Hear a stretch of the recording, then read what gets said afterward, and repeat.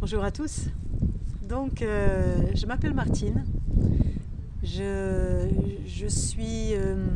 suis psychothérapeute en fait. Je suis gestalt praticienne depuis plus de 30 ans.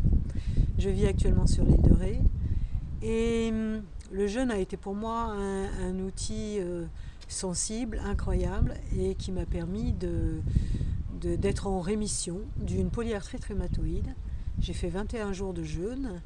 Et je ne prends plus de médicaments, je ne prends plus de piqûres, de méthotrexate, de méthogex, des choses qui coûtent une fortune, qui ont des effets secondaires forcément, et que mon rhumatologue m'avait prescrit à vie en fait, puisque voilà, selon beaucoup de médecins, c'est une maladie dont on ne guérit pas.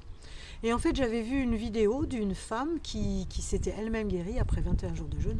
Et j'ai appris bien plus tard, l'ayant fait moi-même aussi 21 jours et ayant obtenu cette rémission, que le docteur Buchinger, donc celui qui a mis en place le jeûne hydrique de 7 jours, celui que je pratique actuellement avec la Fédération Jeûne et Randonnée, donc ce médecin était lui-même atteint d'une polyarthrite rhumatoïde et avait créé, suite à sa rémission totale, des cliniques Buchinger, pour permettre aux gens de jeûner, de boire de l'eau, des tisanes, et surtout de ne pas manger, parce que le corps, lorsqu'il n'est pas occupé à digérer, finalement est occupé à faire le ménage, à nettoyer, à vider les poubelles, à faire un reset.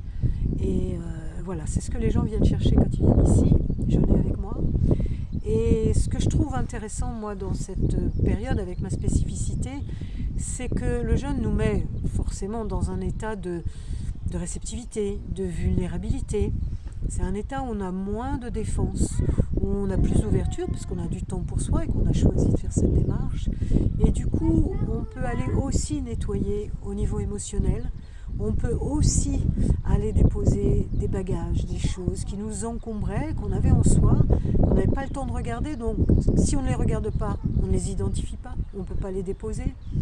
Et du coup, cette période de jeûne, là, vraiment d'être là, dans une pause comme ça pendant 7 jours, pour moi, c'est l'équivalent de, 3 mois de thérapie à raison d'une fois par semaine. Donc, ou peut-être plus, même beaucoup plus, parce que il y a une telle réceptivité, il y a une telle mise à disposition de la transformation de soi.